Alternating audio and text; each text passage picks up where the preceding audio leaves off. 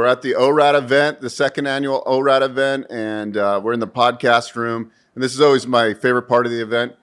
And I met a gentleman. He was here last year, but we really clicked today, or this event. We got to know each other better. That's the power of coming to events, is that you get to meet people. I've been to so many events, and sure, I learned from the speakers and so forth, but really the power is in the networking. You got to network. You got to get out there.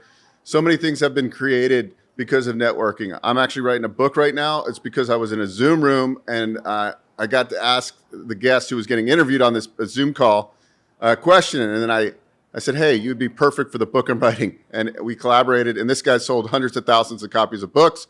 So it's all about your network. That's the bottom line. And so what I love about the ORAT community is everybody is like really networked in. And the people that follow the YouTube channel, they're diehards. They're all about learning and getting better. And I love the energy. And when I talk to somebody, I routinely get people scheduling calls to talk about business ownership, SBA financing from the ORAT community. And one thing I know is they're all determined to improve their lives, to get better, to create legacy. And that's why we're here today. And I have a great guest with us. I'm going to call him Big Rob because he's a big guy. Not too many Mexican guys that are 6'5", and he's a big guy. And my wife is from Jalisco, Mexico, so I embrace the culture. I love the food, and I love traveling to Mexico. So we're going to dive in today on all things about building foundation. You have to build a foundation. A lot of the people come into to business and entrepreneur, and some of them just hockey stick. But if they don't have the foundation, they crash. They start doing things that they shouldn't be doing. And we're going to talk about like what it really takes to be successful in real estate and business. And Rob's background, he's been in construction. He used to build big commercial properties. Now he got into he said, hey, that's great, but I'm doing jobs for other people. Now he runs crews. He's flipping houses in Southern California, built a rental portfolio, and he's creating legacy for his family. And I think that's really important. So today I want to dive in with you on creating legacy, building foundation, and just talk to me about when you realized that you should go into real estate as opposed to like you were crushing it in the GC world, building these commercial buildings. But when did you say, hey, let's build our own portfolio? Yeah, man. It's just, trial and error and a lot of work ethic and, putting the work out there with different types of construction.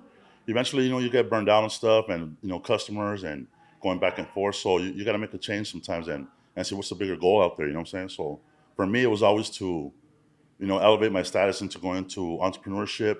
I always had an entrepreneur spirit. So I think you got to find yourself and just, get your head right and grind, you know what I'm saying? But like I talked about yesterday, it's all about mindset. You get your mindset right. And I think there's a lot of things that, you got to figure out as you go through this journey, right, of work and, spiritual and everything we do.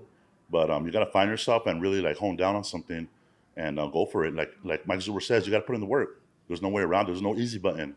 You know what I'm saying? So I think that's very important. Get a good foundation and build from there, you know what I'm saying? Get some goals. Yeah, so like right now the real estate market is a little bit tighter, right? It's harder to find deals. So what's your vision for the next couple of years? I mean, you got in at the right time and it sounds like you're doing 4, 5, 6 deals a month consistently. Yeah. And then you're keeping some and putting into your rental portfolio. What types of deals do you try to keep long-term? Obviously, they have to pencil out. Are those usually like multifamily? Or are you usually taking single-family homes and then, try to make them into 2 units? Or what's the strategy there? Yeah, so, I mean, every market's different. One thing that, we emphasize is that you got to know your market. You got to, know the numbers, pencil out, right? And obviously in SoCal, it's very expensive. It's one of the most expensive markets out there. So I think if you know your numbers and you understand the house hacking, the ADUs, and all the opportunities there is to make money out there, there's ways to get out there and get it, go after it, right? But you really got to know your numbers out there because the market's tightening down right now. That's great. I used to flip a lot of houses. Well, not a lot. I flipped a good amount, but not like you guys are doing or some of these bigger flippers. But the one thing I hated was the construction, right? And so when we were talking yesterday, being a contractor yourself and knowing how to do the work at cost is I think is the biggest skill set. So anybody out there in the trades that's watching this, you guys have such a competitive advantage because what happens in flips is 9 out of 10 flips over budget, over time frame, and it's given. And that's when you lose money. Right. Right. So talk to me about like how that's helped you, like having your own crews and knowing, Man, understanding yeah. construction. Yeah. The experience, again, it comes into a big play, right? Because for one, I know the numbers, right? And I control the numbers with the management and everything we do. So a lot of the overhead, you know what I'm saying, goes into like flippers when they have to sub out people and, contractors. And I mean, it's to a point, it makes sense, right? Because, it buys back your time. But like I said, in the type market that we're in, I make my money on my construction experience, right? Because I don't have to sub a lot of that stuff out, and I got my guys, able to, really crunch the numbers, right? And obviously, you gotta, know the market and what the people are expecting as far as a finished product, right? So that's very important. Another thing we talked about yesterday, which I think is important, we talked about everybody says, "Oh, how many doors do you have?" Yeah. Right, and or in business, we talk about what's your top line revenue. Right. That doesn't matter, guys, because look, you could have 10 doors that make more money than somebody else's 100 doors. Yes. Because we had that conversation yesterday. I think that's very interesting. So don't think you need to have 100 doors, and also don't think when you throw out a goal and say, "Oh, I want to make $2 million a year." Yeah. What do you really need? And it's not really a net worth thing. It's cash flow. How much cash flow do you have coming in on a semi-absentee or passive opportunity? If you can get that, that's all you need. You don't need to have millions and millions of dollars of income. Plus, you've got to tap in tax strategy. You have to understand business. That's right. That's what got me excited. So talk a little bit about like adding doors and like your goal for the future of like what, is that adding 4 or 5 rental units a year for the next 10 years? What is your business going to look like? Yeah, man. I think a lot of people have it misconstrued when you see social media and, see everybody flaunting the Lamborghinis and, I got 100 doors, 1,000 doors or whatever, right? It's really not about that, right? You gotta understand your game, you know what I'm saying, your plan and your goals, and you gotta really understand that. What's your freedom number? You know what I'm saying? Like we talked about yesterday, right? What's your freedom number? Everybody's got a freedom number, right? You gotta pencil that out, and really understand what's your end game. You know what I'm saying, basically, right? Because not everybody's freedom number is different, right? Yours could be, 20,000. Mine could be 10,000. Somebody else could be, 50,000. Depends on how lavish you live or whatever you want to do or what it is, right?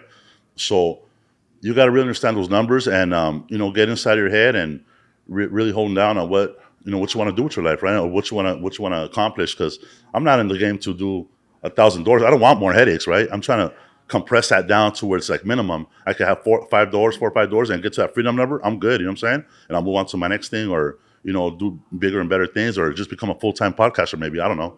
But, something like that is very important to understand what your goals are. Yeah, well, that's the thing for me. Like, I was doing flipping, and I said, you know what? I don't really love flipping houses. It's not my thing. Right.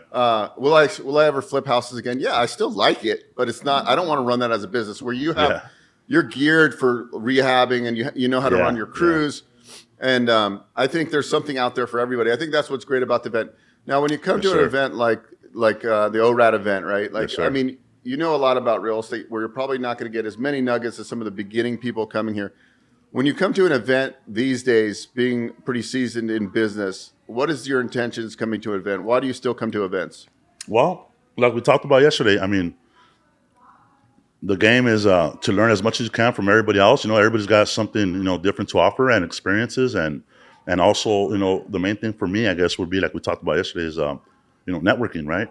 We always want to improve our surroundings, our people that we, like me and you, how we connected and vibed and, and Ty and these other big players out here. So you want to network and, get into bigger, better rooms. And I never want to be the most knowledgeable or the most experienced person in the room, right? Because I'm not in the right room. That's not a plus, right? But I mean, that's basically what it is. Just learn. So there's a lot of learning out here and a lot of people with experience. I was excuse me. Years ago, maybe a year and a half, 2 years ago, I hired a business coach. Yeah. And I was talking to my mom, and and she's like, "Well, how much does it cost?" I'm like, "It's like $500 for an hour, session." And well, how often do you do that? I do it every week. She's like, "You're spending like $24,000 a year on coaching, right?" And I said, "Yeah, I'm spending $24,000 on coaching, but Mom, I'm not spending money. I'm investing money. There's a huge difference." Yes. And The funny part is that I look back and my coach actually referred me a deal which I made $70,000 on. There you go. So he essentially paid for right. And so I think that's where people go wrong. Mom, if you're watching this, look, you have to invest in your business. Like Yes. I've doubled down investing. Like I was adding up what I'm going to spend in 2025 with programs. Like I wanted to learn how to do webinars better. I wanted to learn how to do group coaching programs. I'm going to spend about $80,000 this year on all that stuff with my coach involved. Yeah, man. Right. 80 grand, that's a lot of money. And so, but will I get an ROI? So everything I Right. look at is, will I get an ROI? When I first started YouTube, I had no subscribers. You know, I built it to 15,000 subscribers. I don't get hundreds of thousands of views, but I do Right. get, every day I have people converting from the content I put out there. So a lot of what Zuber talks about doing the work is right. Whatever you Yes. choose to do the work and you'll reap the rewards. Like That's I've right. done over 2,000 videos and every day it's like, boom, my grows. calendar. Yeah. Like, and so can you stay consistent? That's the key. And so like they talk about, I work in the franchise industry and one of my friends owns a restoration franchise. And he says, look, I don't want you to be in the truck. I want you to be the mayor of the town, right? There you So go. whatever you do, become the mayor of the town. Yes. Everybody, if you're producing podcasts or doing events, right? You want everybody to know, hey, we're the best in town. That's right. We go the distance. If you're doing flips, you want everybody in your market to know that you're the Right. guy that when you say you'll buy a deal, you buy a deal and you Close it, yeah. close. Absolutely. Then it just starts. You create this whole ecosystem. That's right. That's right. Yeah, you gotta put yourself out there, network, and let everybody know what you do, man. And like you said, you gotta invest in yourself. That's the biggest and best return on your money. I'm saying, bar none. And I think that's a big thing with any investor and anybody who's doing big things. You know, because you can't do nothing without just going out there and trial and error works, right? But it takes so much time, and you got to cut that curve, right? So yeah, I agree with you. Talk to me about like one time you had a pretty big setback in your life or business, and like what you did to overcome that. Like maybe it played for years. Mindset. Like for example, I'll give you mine. Was in 2007, 8, 9 when the economy collapsed. I was Yeah. young. I was in my 20s. I lost everything. I had ruined my credit. I had got foreclosed on several houses, and I had to like build back. And it took years and years because I had this like limiting belief that Right. I was going to fail again. What's something that like that or any kind of setback that you had to mindset around and get back on track? Yeah, man, same. In 2008, everything got really slow with the construction and, the house stuff. And, we had to, really get set down and hold down and, think about what's going to happen next, right? Because we don't know what the market's doing. And, back then we weren't that experienced as far as what we do, too, in this real estate game. So Mike Zuber wasn't, he was around, but I wasn't, in the picture yet with him and doing the stuff that we do now. But, it really plays with you, right? Because you're like, hey, man, what do I do? Do I keep doing construction? Or, you get tired of stuff like that, too. You get burned out and stressed out. But, you got to just, like I say, focus, and really get after it and just go at it. I mean, that's what happened. Back in 2008, I lost properties, too, and money. And we were strapped up and not a lot of work was coming in. So I was like, what's next? I feel that, So it's just a lot of stuff you got to go through. And like I said, that's what makes you grow, though. That gives you character, right? That builds you up and makes you stronger. So we come back stronger, bigger, and better. What does an average day look like for you? What is your routine or what is it? Man, I'm all over the place. I start early and I go home late. So I'm like, I like to really go out there and check on my projects and, work out in the morning, spend some time with the family afternoons. And I'm in and out all day, bro. I mean, it's crazy. So I should probably get somebody to just follow me around and film my day so I can make a reality show. But it gets kind of hectic sometimes, just running back and forth, talking to other investors, the cities, and, planning out what's the next moves. And, with my agent, talking to my agent all day and just brainstorming on what we're doing next. And you got to stay one step ahead of it, right? Because that's in this game is very stressful to not be able to have security as far as like what's next on the calendar or what you got going up ahead. And there's a lot of competition out there, in the flip game and real estate game. So with social media being out there and pumping that out, it's very competitive, and the numbers are real tight, man. So we got to grind it. Grind it constantly. What's one thing you want to implement this year into your business? More consistency. More consistency, and as far as with the VAs and getting our wholesale game a little bit tighter and more deal flow as far as that part. and just getting to be a better person spiritually, mentally, physically, right? Getting our health right, getting your family right. I think that's very important. You know what I'm saying, to be honed down and, like you said, a foundation at home, right, with your family. And I think that's something we all got to strive for every day, because it's easy to get out there and work and lose track of what's going on here. You know what I'm saying? Because that's what it's about here, right? Just going out, grinding and people. So I think that's very important, man. Cool. Well, Big Rob, this has been an absolute pleasure getting to sir. know you. I remember you last year, but actually getting to know you this event. That's why I come to events, is to get to network with people. It's like you never know what's going to happen down the road. And I've grown my business. A guy I do podcasts with each week, his name is Vinny Chopra, for example. I met him at a real estate event like years ago. He's a 72-year-old Indian guy, right? And we're buddy. And so like, get outside your comfort zone, and like we were clicking because, obviously you speak Spanish. I have to telling you my story about my wife, how I met her in Mexico, right? And like, and also I want to learn Spanish because when I go, my in-laws only speak Spanish. So, and we love the food, the food, the culture. Yes. And, the best food. Yes, sir. And so we're going to actually right around this location, we'll probably hit a taqueria Yeah, today. yeah, absolutely. So, absolutely.